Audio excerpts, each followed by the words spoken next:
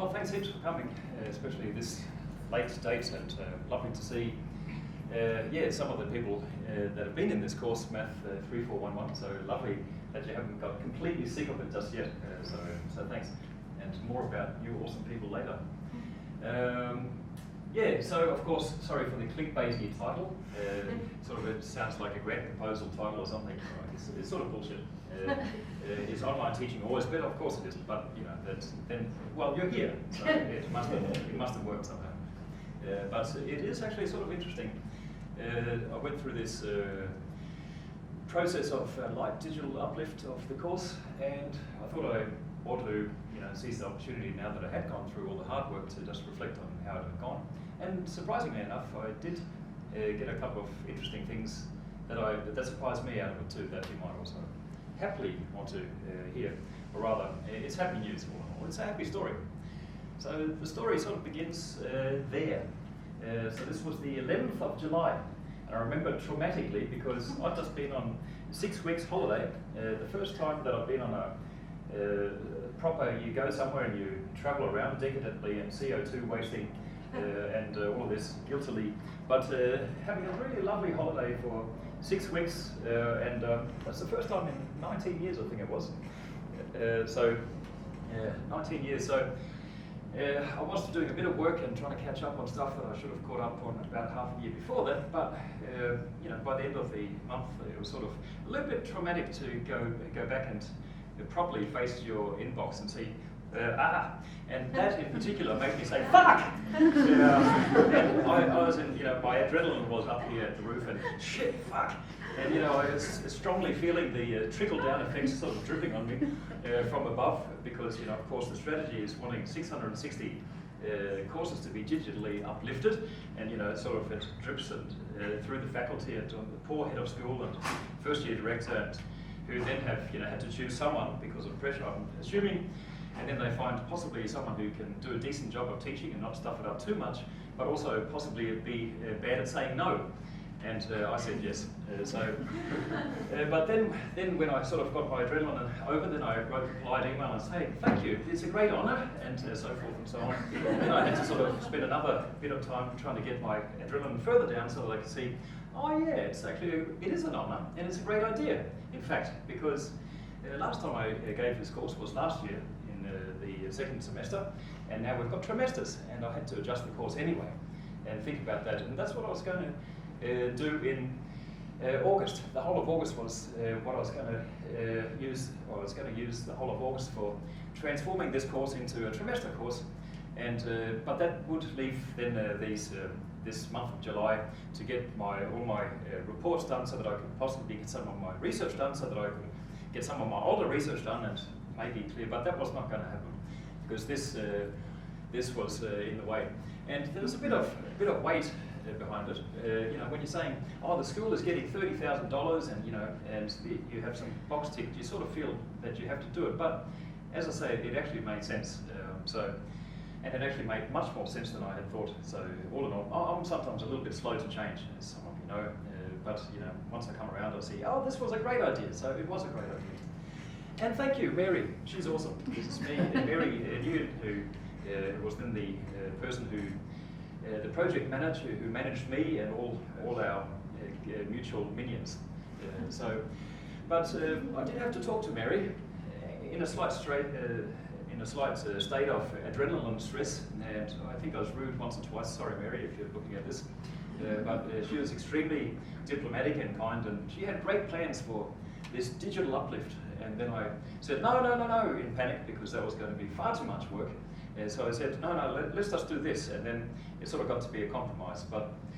So in order to find that compromise and see what was worth doing for the uplift, what actually made sense, I had to look at the course carefully and see what would make sense.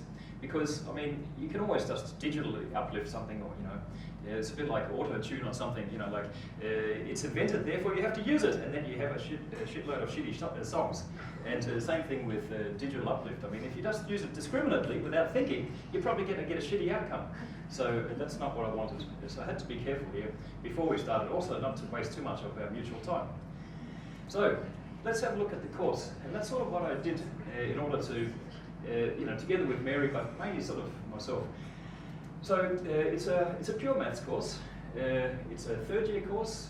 It's very applicable. So although it's very pure, it has very, very strong ties to computer science and engineering and things that they actually use. So you have a lot of computer science students, you have a lot of math students, education students, engineering students, other students, and also you have a vast range. You have first-year students and PhD students, and almost every year you also have one or two people who maybe from Sydney or around campus, or one was in Perth last year, and one was from Canberra, trying to follow the course unenrolled, just off the record, sometimes sitting for the whole course in the back of the theatre, which I find amazing, and it's always lovely when that happens. But there's a vast range of backgrounds and also levels, and the course itself is quite varied too, so you sort of have to accommodate that, and it's sometimes a tricky balance, but it's also a balance that makes the course exciting to most people. It makes something new for almost everybody. It's got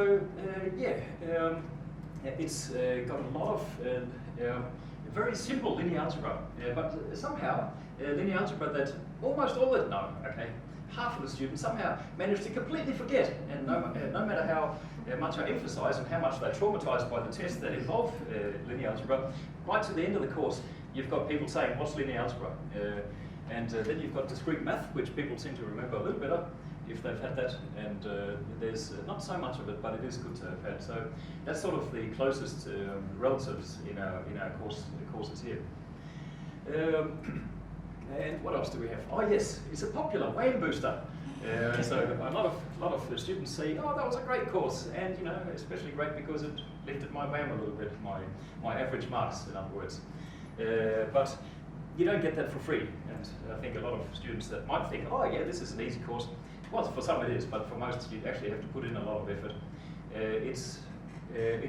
Once you get the hang of the actual tests and exercises and so forth, then it's not too hard, but you do have to overcome some steep hurdles, mainly abstraction hurdles, just seeing, oh wow, that looks scary, and I have to sort of get my head around what's happening. So that's the nature of the course.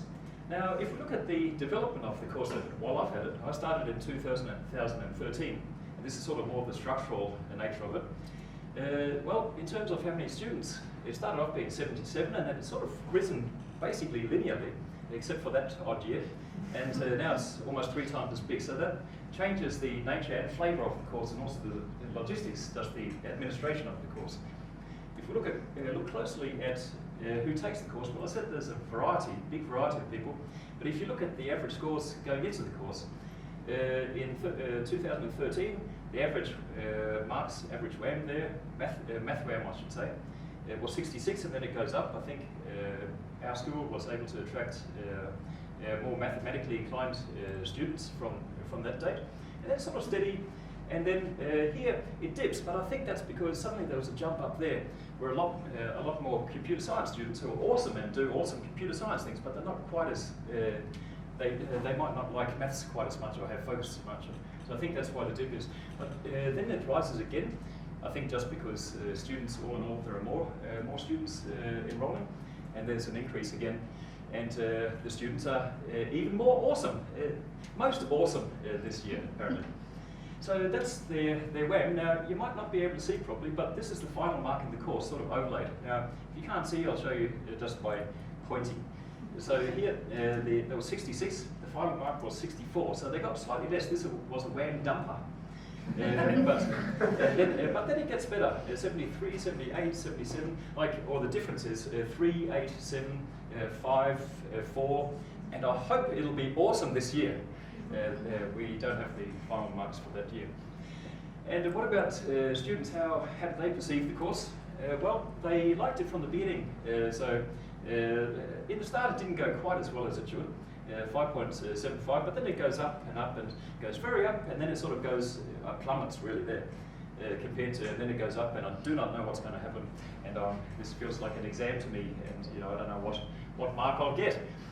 But it has been sort of consistent, and it is actually going to be very interesting here because there's been a lot of positive feedback, but that always, you can never use pre-positive feedback, as you might know, There might be someone who really, really hates you and convinces someone else to hate you, and then those things plummet.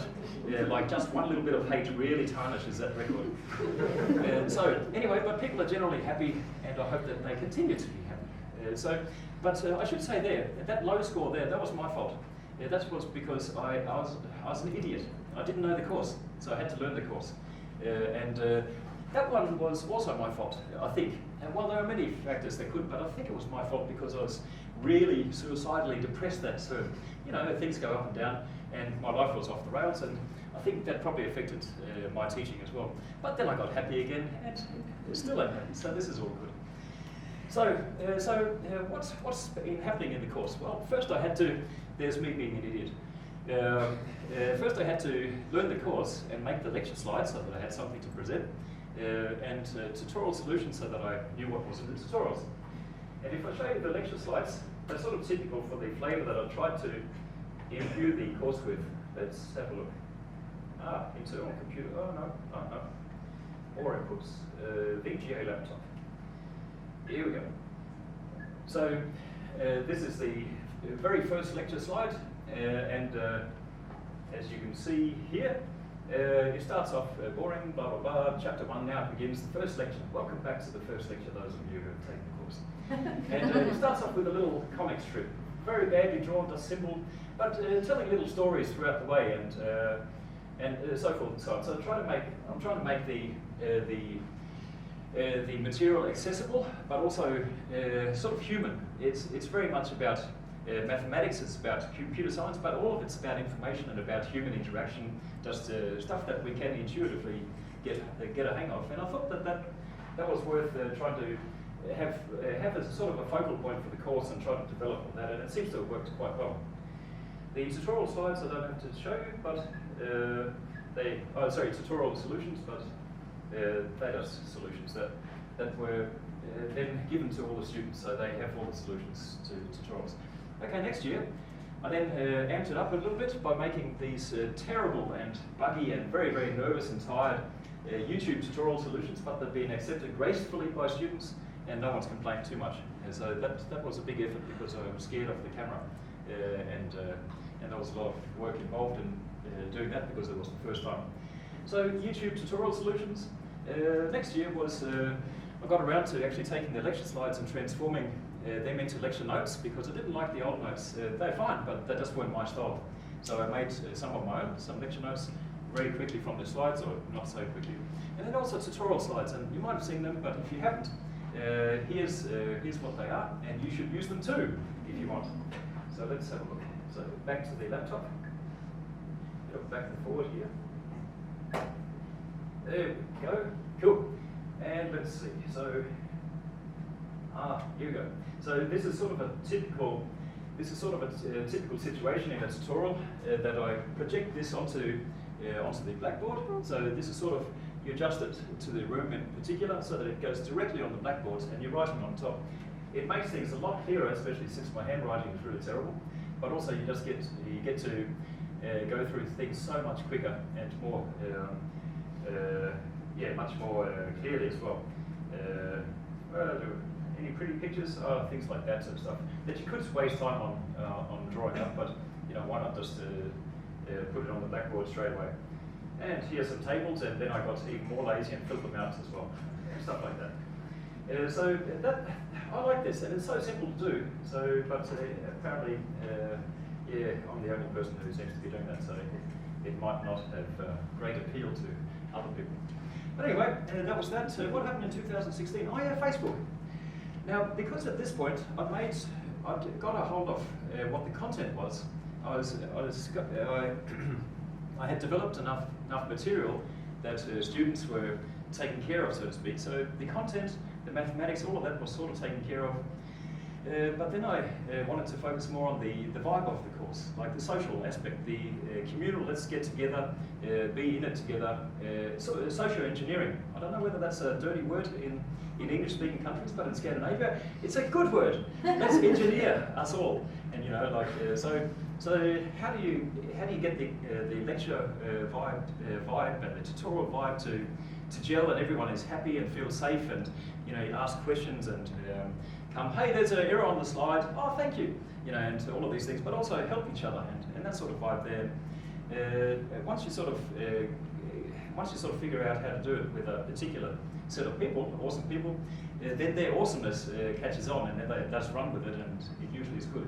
For that purpose, Facebook was really useful at the time, because everyone, well, out of those 126, I think 110 joined up and were very, very active on Facebook.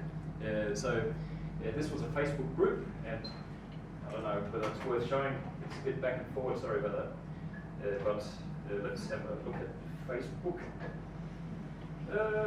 Yeah, so here's the latest group, for instance. Yeah, Facebook group, and my ex there. And then a whole lot of posts there. But that was that's all good and well, but that quickly lost its relevance, actually, the Facebook group. And I think part of the reason is that, well, people might not be using it quite as much. Like here, they're using it both socially in a really lovely way, but also to help each other with the actual content, so back and forward communication. But here and there, it sort of dropped off, and people were still happy to use it, but not very much. And especially when last year, I mean, there were fewer people using it than this year. That year, and same with this year, I think 90 people are on Facebook, which is, you know, it's almost twice the size of the course, but fewer people are actually on Facebook. And I think it's just lost its relevance a little bit for several reasons. Maybe Facebook in itself and people, but also the size of the class, I think, also has something to do with it. It's got a lot bigger, so therefore the people might not know each other, for one thing, and I think the trimester also has influenced that as well. People don't get to sit in as many classes with each other, and generally people don't seem to get to know quite as many people. So the social cohesion on these places might not be quite as good just from the bat, from the start, or a priori. Another thing is that anonymity. You know, there are first-year students, for instance, taking this course, and they might not, you know, want their name on Facebook or everyone to see their details. So that's sort of a trade-off between being part of the group and also, okay, you know, I don't want everyone to perv on my page, or who knows. So that was sort of interesting. It started off really well, and was sort of pretty good there, but now it's sort of in decline. It's still useful, but not as good. Okay, the next big things that happened were, well, we have to, and I think it's quite sensible actually, we have to put at least 60 marks into our final exam, which means at least 40 marks in the midterm tests. So I had to make 3 tests, whereas there were 2 tests before. And that was a sort of a major adjustment. And the class was suddenly very big. So it was hard to get everyone to fit in the auditoriums. That was actually a bit of a mess, really, last year. And the 3 tests were a little bit punishing for the students as well. Also, they didn't quite align with the material very well. It was very hard to get to fit. So this was a bit of a problem that I had to deal with anyway, trimesters or not. Piazza came to the rescue though with Facebook. So some of you might have heard of or used their EdgeStim, and that's an awesome platform apparently. It's like it's a social forum, but for serious knowledge, you know, exchange. Like, how do I do this? Okay, you do this, and so forth, with nice LaTeX and everything.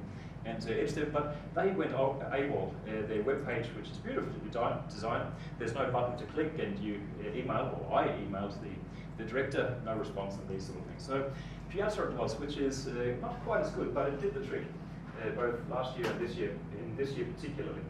So, sorry, once again back to the other laptop. Let's see, VGA laptop. All right, there we go. Okay, and here we go. So, this is Piazza. So it's very, very simple. You just have posts and then people asking something. Could somebody please give me a step-by-step guide on how to find the minimum distance of a parity check matrix? And this, I think, was the night before the exam. And then look at it. Then people answered, and then there was a long discussion, and everyone, you know, got their answers, and it was all cordial, and you know, a nice thank you at the end. If we look at how many posts there were, yeah, we'll look at the statistics of this maybe later, but there are 290 questions, and it was very active, and I'll say more about that.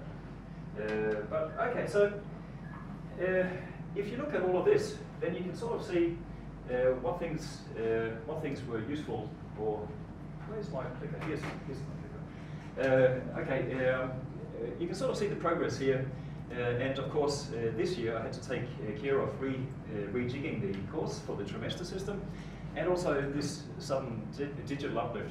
But luckily that digital uplift, even though that was an onerous burden, and has been, and I've sort of been in a state of moderate panic for, well, since July, not quite succeeded, and breaking down every once in a while, but beautiful and lovely support from students and others. It was worth it, and it has a great outcome, as we'll see. These two go together because I could use the digital uplift resources to rejig the course very, very nicely. If you sort of look at what's going on, that was a clear thing to fix, the 3 tests. And there were other things. I needed to sort out the 12 weeks of tutorials, somehow squeeze them into 10 weeks, of which one was sort of a bit of a waste. The first week where no one knows anything and can't really, you know, why you have a tutorial there. But okay, so basically 9 weeks, and yeah, I did that, except I cheated a bit with an extra 2-hour, 20-minute tutorial in week 11, which sort of took a sixth of the. I might have to do more about that next year. But actually, it was sort of funny. Yeah, no, I'm getting excited and jumping ahead to the outcomes. So, digital uplift, what can that provide and offer? Well, Mary was very keen on doing a lot. In particular, lecture video recordings, and I've done them for well, you know, I mentioned the tutorial solutions before, but I've also done just 2 weeks worth of discrete math videos, and that was painful. Like, I didn't do a terrible job, but I didn't do a great one, and I knew it. And I was standing there in a little room with a scary camera in front of me, and it was like 110 hours of work, both the filming and refilming and refilming, and then the editing and re-editing, and then uploading and all that. Finally, like 8 lectures, and then I was thinking, this course is 4 times as big, so is that going to be 440 hours? That's terrible. I don't have time for that. So I said, nah, look, that's. But then what about someone in the corner filming me while I do the lectures, and then we discussed that and so forth. But actually, yeah, I'll get to that. The YouTube tutorial video, Mary suggested that I do many more of them, just to alleviate the tutorial pressure, which is a great idea. I just did one 20-minute one, and that seemed to do the trick a little bit, but I might do some more. That was me doing this.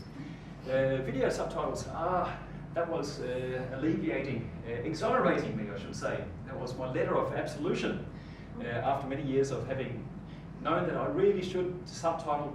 I started subtitling some of my YouTube videos, but look, they all need to be subtitled because, well, my accent might not be understandable to everyone, and you know, or someone can't hear or whatever. You need to subtitle these things, but I had not, and I feel guilty about it. So, luckily, the Uplift, Mary just sent an email with these, with the video links, and paid some money to some external team in some other country. I don't even know the details of this. And they, about 2 days later, came with all the subtitles together with the PDFs. And they must know a bit of mathematics because they're actually decent. So that was awesome. Yay, first win for the Uplift. The Moodle page redesign, I'll show you that in a second.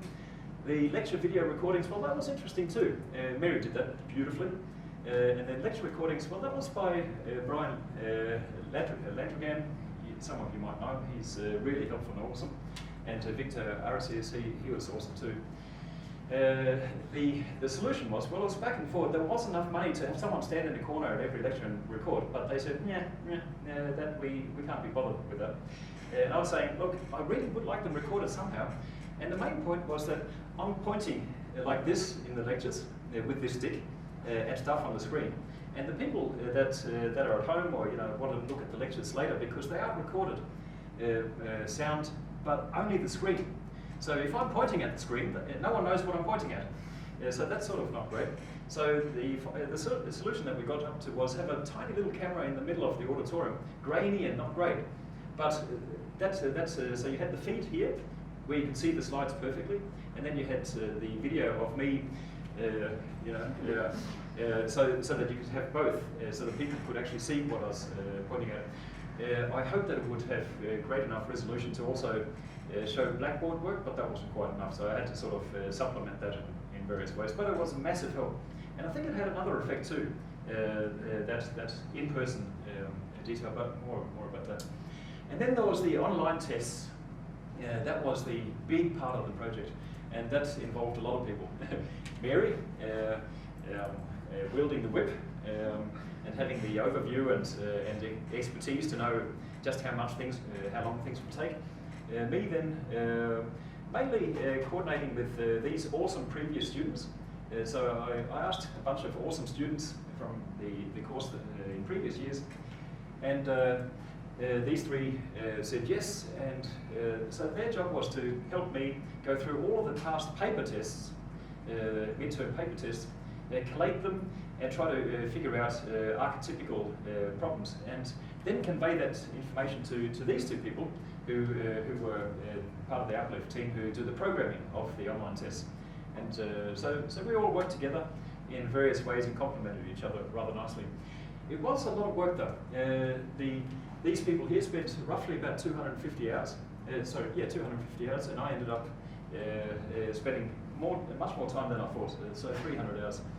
So that was a big commitment, and it wasn't actually far off the lecture recordings, like the 440. It probably would have been less, so maybe even comparable to that. So, but I had no idea how big this would take, or how big this would be.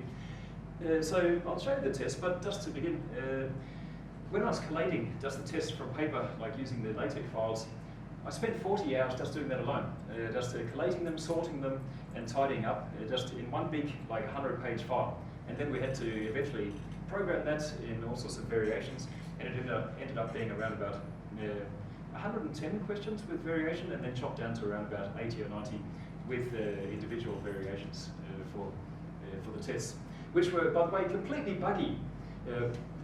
These awesome students, they tried to debug them to the best of their time and ability, but the only way to really test them was to inflict them on, students, the beta testers, I mean, who in real time, studying for their tests and, am I stupid? No, it's just a bug.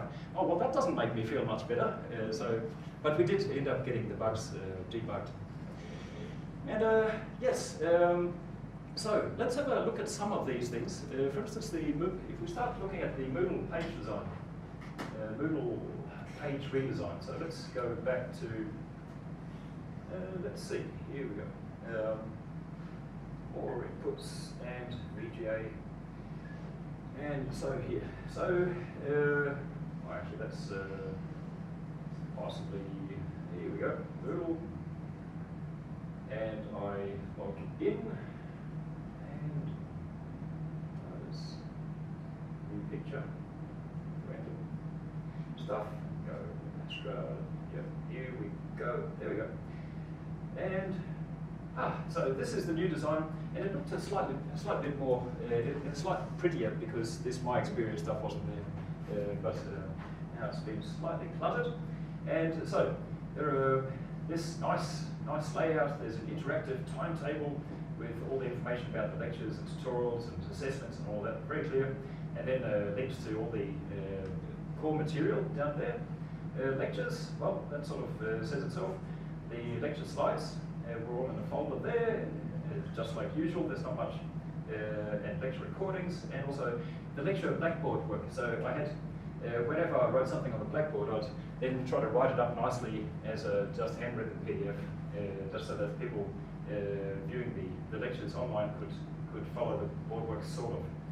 The tutorials, here's YouTube videos, problems and solutions, so all of the solutions as I said, and problem video transcripts, which was sort of cool.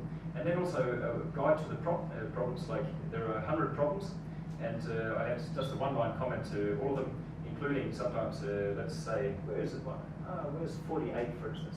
Yes, you might not be able to read it, but it says skip in capitals. So, because that's a stupid problem.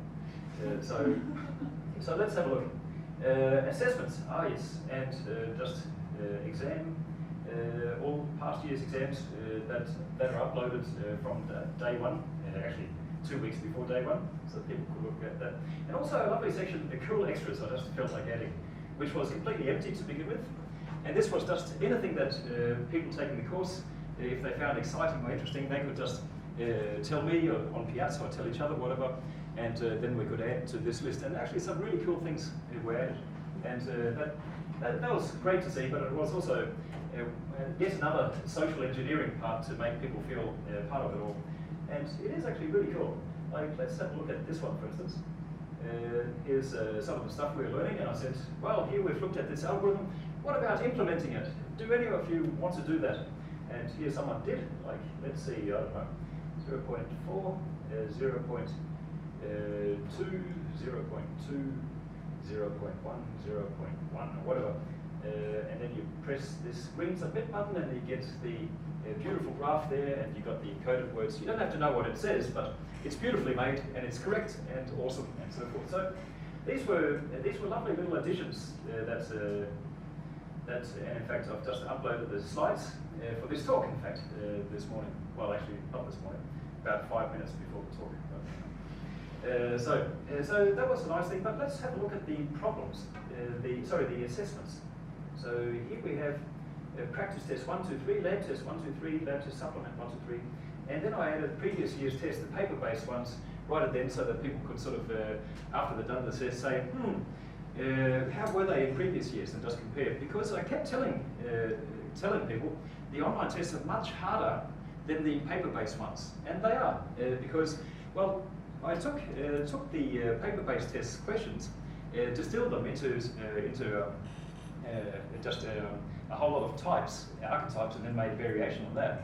But usually when I'd set the paper-based test, if one part of the test was a little bit difficult, then I'd offset it just to sort of make it nice and even from year to year and in all the versions. So I'd sort of manually offset it. Here, the online tests are they're randomized, in other words.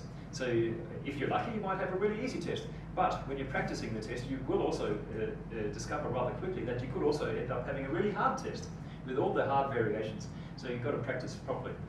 So let's be just a little bit nerdy and look under the hood at what these tests actually do. So let's take practice test 1, for instance. So attempts, oh wow, 3,038 attempts over like 215 people or something like that. So on average, roughly 15 attempts or practice tests. So that's pretty awesome. Let's have a look. Attempts? No, I don't want attempts. Sorry, I should have said. Let's continue the last preview. Oh, okay, so I must have been in the middle of an attempt myself. And here's something, for instance. Here's a code of all vectors over Z7 that satisfy this check equation, and then you have to figure out some stuff. You basically just have to sort of solve this equation and then do stuff here. So this is all randomized, and I'll show you what it looks like when you program it. So here, edit question, and I hope I don't stuff it up. Please stop me if I'm actually changing anything, because I finally got it to work. So here if you can see, and can you see? I don't know quite. So this is sort of what's going on. You've got the actual code here, question variables it's called, but it's actually the code. So it's really ugly code, and not just the way that I programmed it. That's actually not too bad, because we ended up sort of iteratively together working towards helping each other learn how to code this nicely, or use this programming language nicely. But the language itself is called Maxima. I don't know, how many of you have used it or know it? Oh, cool. Yeah. I think it's a proto, well, it was back from the 80s based on Lisp, and I think Maple basically stole pretty much all of it and then tweaked it. I'm not quite sure of the history there, but it's very Maple-like, and in some ways clunkier, but also in some ways much more user-friendly. So here I've got Maxima, and you can download it for free, by the way. And I don't know, let's see. So let's define a function just to sort of show you, make list. I don't know, so this is making a list, as the name says. So it's sort of very intuitive, the way that it's the names are set out. It's very strict though, so you can't mess up even a little bit. There you go. And let's see, I don't know. So here I'm just generating a list of numbers, 10 lists of numbers, multiplying them by 2 and adding 1, and then mod, let's say mod 7. 7 is a nice number. Oh dear, there we go. That's the wrong number of arguments. Okay. Yes, because I had mod. I've forgotten the mod. Okay, here we go, and so forth and so on. Great. Ah, yes. See, fairly straightforward and simple to use, but you can get quite technical, and some of the algorithms that we were programming were quite fiddly and technical. So that's actually I ended up loving this ugly brute of a language, and now I use it quite often. In fact, now I love Python. That's my main love of programming languages. But I actually use this quite often just because you just open the program and start typing. It's better now that I'm used to it than later. That's the happy part of it. The unhappy part of it is the other part, the front end. That awful mess, that is messy, you'll have to agree. Well, I don't know whether you have to, but I'm guessing that you'll agree. That's terrible. It's cached text. I don't know too much about it, but it's neurotic.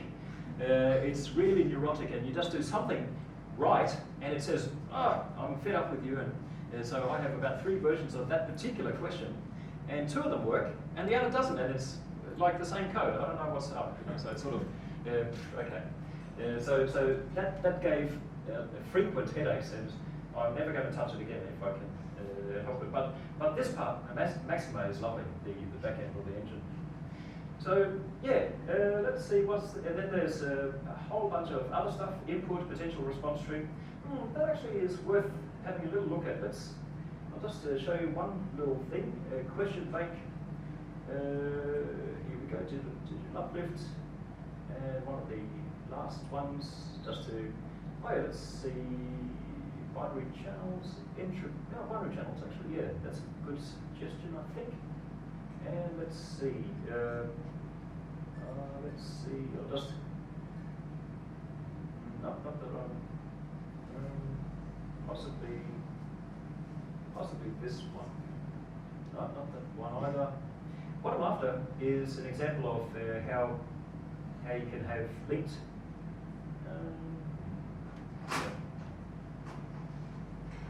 No, sorry, I can't find it. But what I was trying to look for was a question that shows that you have different sub-questions that lead onto each other. So even if you get one sub-question wrong, then you can get full marks for questions that are based on that wrong answer. And many other settings, like how precise do you have to be with your numerical values. The whole thing is algebraic, but you can choose numeric and so forth and so on. So it's called Stack, the general setting, and now I can do it. And if you want any advice on it to do these sort of things yourself, then I'm more than happy to answer questions and discuss. But okay, that was the test. What else was there? Not anything now. Let's go back to the slides. Oh, here we go. Okay, so outcomes and reflections. So this is getting towards the end of the talk here. So outcomes, first of all. Well, it was a success schedule-wise. It was a nearly perfect success except for the tutorial bits. And in fact, I've got to say that the schedule of lectures and tutorials and tests and everything fits actually a lot better under the trimester than it used to do in the semester, with the great caveat that it's brutal and inhumane to stuff this amount of knowledge into anyone's brain in that short time. But those who survive, and you all did, and good on you, there weren't the usual sort of misalignments with tests or tutorials coming in front of lecture material and those sort of things. So that it was actually easier because of the, well, I think the main ingredient was going from three lectures a week to 4 lectures a week, and suddenly there's a bit of flexibility. But the tutorials are a slight flaw in this still.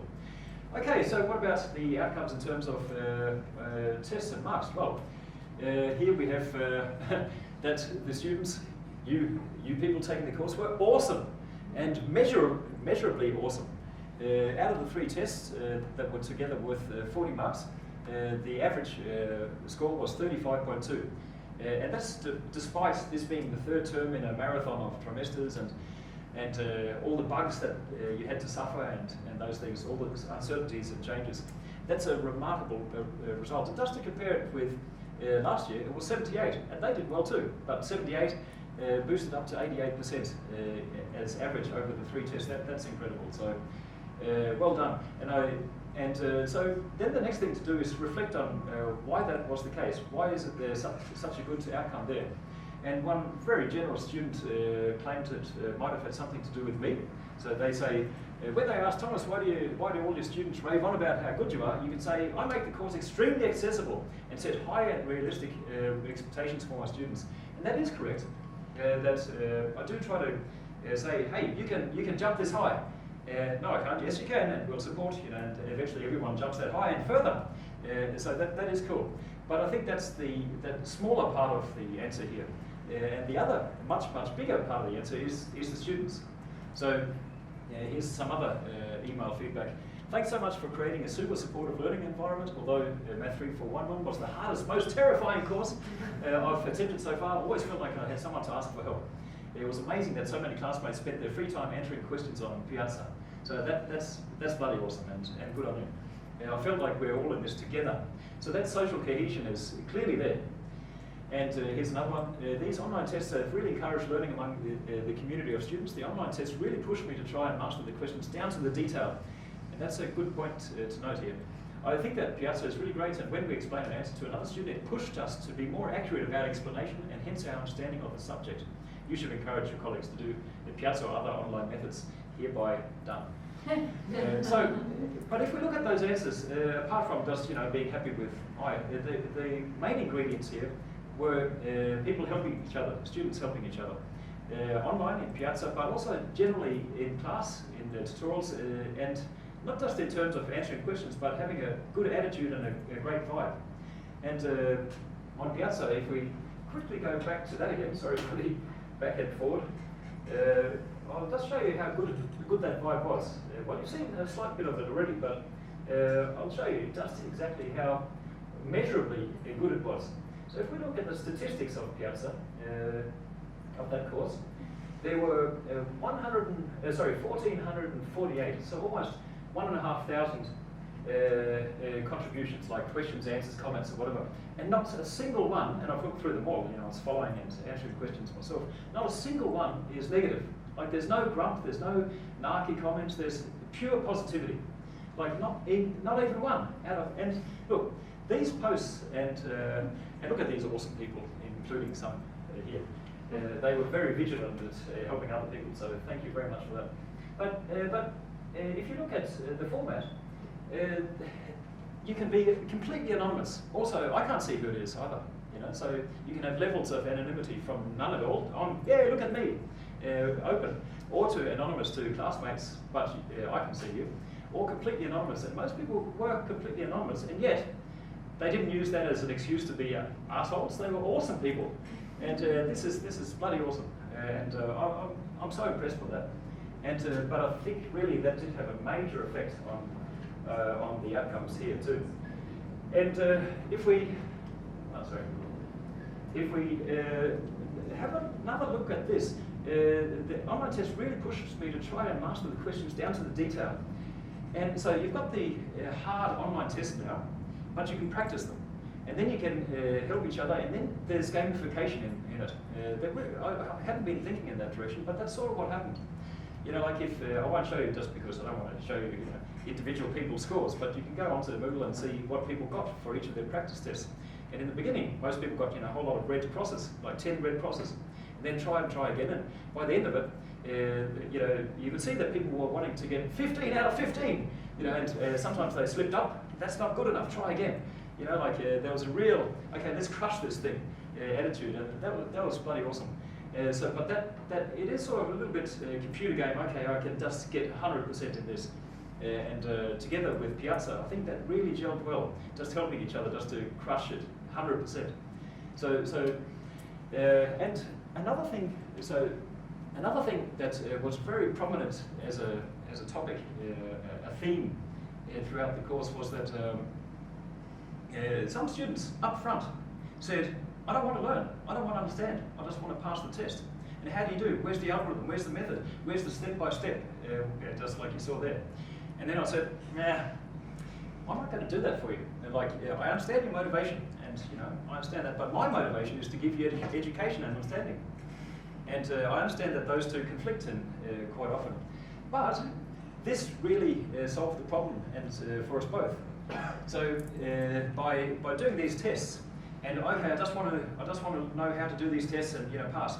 Well, that might have been the motivation to begin with, but then people, as you, I won't waste time showing you the example on Piazza again. But then, as people were trying to explain the, how you do it, they were serving up in a much better way than me. In fact, half the time these replies, they were beautiful, but they were giving the understanding and the reasoning, and back and forward until people understood it. Oh yeah. So against their will, and again explicitly against their will, they were learning to understand. They were learning and understanding, and then they could pass the test very well. And if I just had said to the people, okay, you've got to understand, otherwise, you can't learn everything off by heart because there are variations in these tests. And what about the exam? Well, nothing would have happened. But in this schedule or this setup, this was it sort of invited people to, well, actually sort of coerced, but possibly in a slightly invisible way, people to actually learn and understand at a much deeper level than I think in previous years. So this, on the one hand, okay, I just need to learn how to do that particular question so that I can do it well in the test.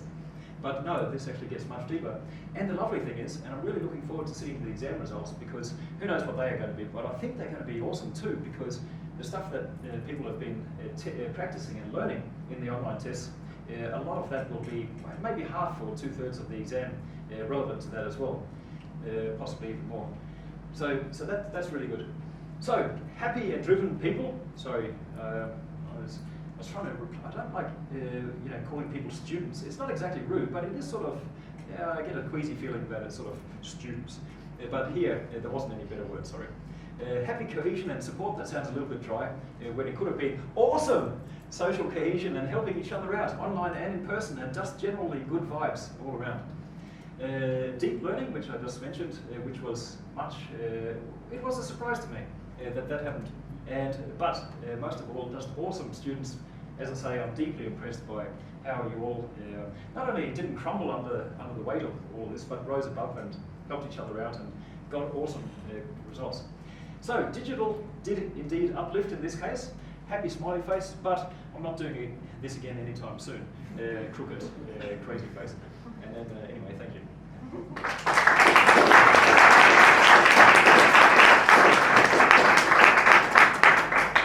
Yeah, any questions or anything? Yes? Hi, Thomas. So, do you think this will, it seems like you still got a lot of interaction with all the digital stuff. So, I suppose question one is, do you think it will make it harder to hand the course over to someone else at some stage? Because, so also do we need to then contemplate the idea that someone really does have a course for a very long period of time rather than rotating any courses? That was a good question. That was question one. Yeah, can I answer that before sure, just because my memory is terrible. No, And, that's a really good point, and I think it's mostly a happy answer that I can give. All the course material is there for people to use straight off the bat. It is rather tailored towards my own style, so people might have to change that if they want to. The online test, though, that will make things just a lot easier for people. You have to set up, there's a little bit of fiddling, but Mac was a hero and helped me with that. And then students just go in, there are invigilators to help, and you can't exactly just sit back and put your feet up on the desk, but it's so much less effort. I mean, for me it was a lot of effort getting all this written, but next year it'll be like clockwork. Hopefully it'll be debugged and anyone else could just sit down and let things happen as well. So that should be really smooth. Piazza, I really do think that was a core ingredient as well, and these two things went well together. But there is, you mentioned online, I think, so one fear was, if it goes online, does it get less personal and do people sort of feel less connected? And well, this clearly shows that if you do it, and if you have awesome students, then this is in fact the opposite case. But it does also require that you are there in person in class, and that people online can see you in class. I think that's actually an important component too. It might not be a big one, but it could be a little. It could be significant for those people who never get to class and just want to feel slightly part of it with some, looking at somebody, even if it's not the whole class. And of course, tutorials, they are still in person and very in person and lovely, vibrant interaction. So going completely online, I think you could do that, but you'd lose some elements which are presently helping the course. You had a second question? I was just whether you think 2020 is going to be less effort than 2018 for you in taking this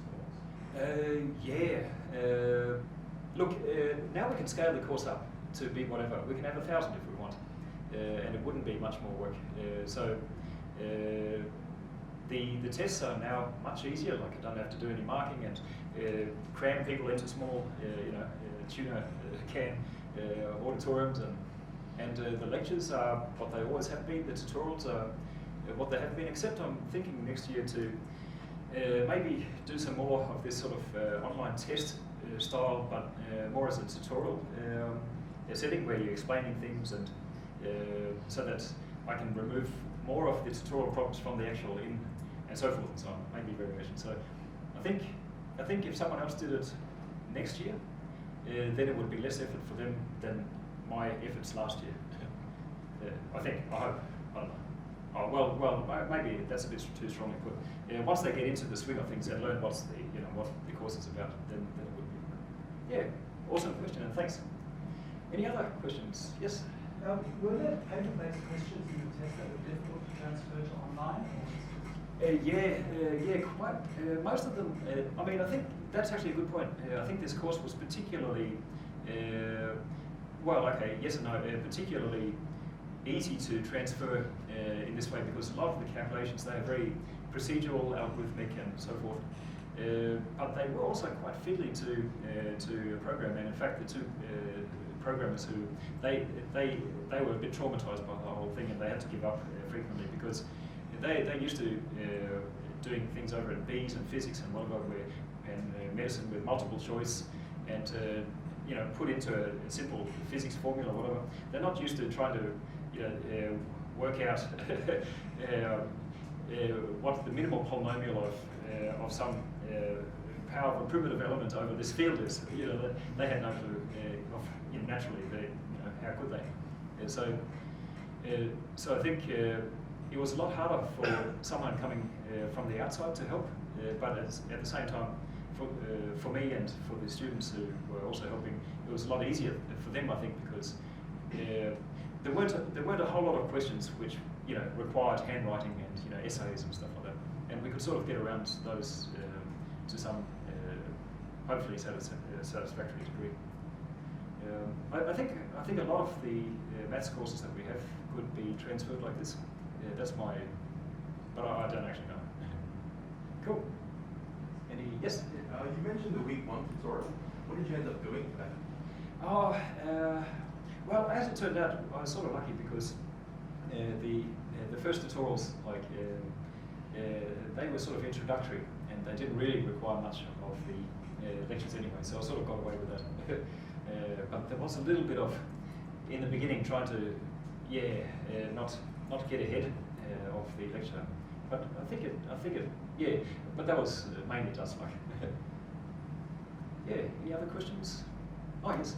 Yeah. Just, it sounds like you did the question programming, and it was all procedural, like you generate every single question every time. Yeah. How do you see there's a lot of value in that compared to just hard coding things that won't be possible? Yeah, that's a really good question. Quite often, to begin with, we sort of, we don't have time, panic, rush, we need to do this by this date, so let's just generate a whole data bank of questions, and then, but as you discovered, unfortunately, that one of the times that we did that, was like the UD code question, which was a nightmare. And if I'd just sat down and coded it, that would have been painful, but 10 hours later, it would have been done, and debug another 2 hours, whatever, 3, 4 maybe, because it would have been slightly tricky. But then you would have been spared all this nightmare. To begin with, I thought, databanks, just sort of pretending to calculate things, but you pre-calculate it and then just have a random database. That turned out to be not a shortcut at all. It's a terrible idea in general, because if you do it properly, but if you stuff it up a little bit, then you're stuffed. So better just do it properly and work it out more procedurally. Yeah, awesome question. Thanks. Yeah, any other questions? Well, it is 1 minute past, so there is wine and cheese as well for in the common room for those of you who would like wine and cheese.